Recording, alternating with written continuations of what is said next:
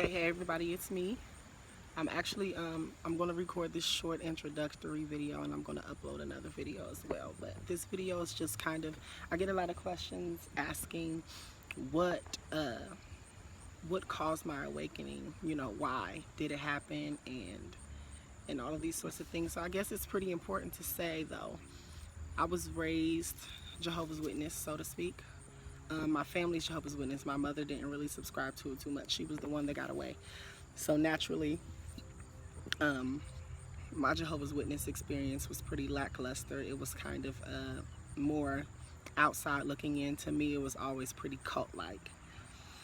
So I didn't really get snatched up into that, thank goodness. But I guess you could say what really caused it was society. It was social things, more to speak. I ended up getting into some legal troubles. It's like a lot of young black men my age, and I went to jail for some time. I went to jail a couple of times, but the longest period that I went was 60 days. It was 2 months.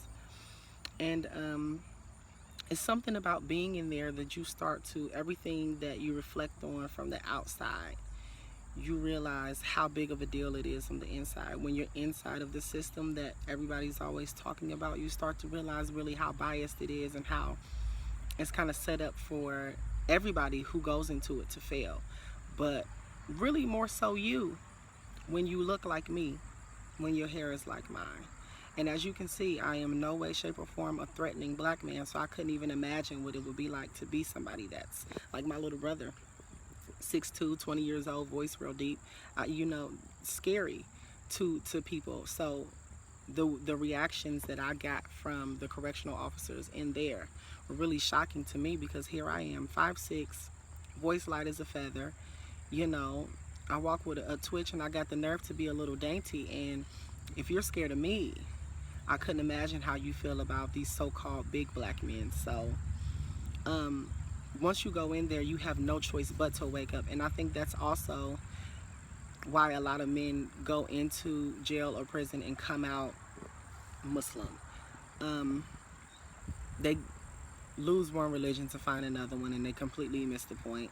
I get it, you're in there longing for something that's telling you the truth. In Islam, the black Islam, so to speak, Farrakhan and Farrakandi, they tend to shed a lot more light on actual, real, legitimate history and sometimes sciences, as opposed to Christianity, which would like to just believe that nothing exists but Jesus, when in fact it's Jesus that doesn't really exist to the capacity that you think that that entity does. So yeah, my awakening was it's kind of been a lifelong thing, for real, because my mother has always been a very spiritual person, although she had trouble fitting in with religion. So throughout my childhood, we kind of got pulled from going to the Kingdom Hall, the Jehovah's Witness place of worship, to sometimes we might be at a Baptist church, we might be at a Pentecostal church. We never did nothing too radical, no Buddhism or nothing like that. That would have been pretty cool, but we didn't get that far. But I say all of that to say, I guess my mother's own spiritual struggle trying to figure out what's what and who's who kind of got passed down to me. And luckily, I have an eye for what's real and what's not. And I have a knack for research and digging into things. And this page will be all about stuff that I found over that course of time. So I'm going to upload this video and something else as well. I'm not just going to give you this short ass little 5-minute video, because I'm going to stop it at 5 minutes.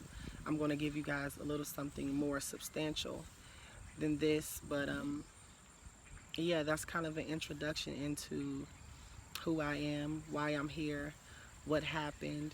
And we'll get deeper into the story. That's really just the top layer of it all. But I'm happy you all came here. Like, subscribe. It's going to get juicy. A piece of tree just hit me. What the hell?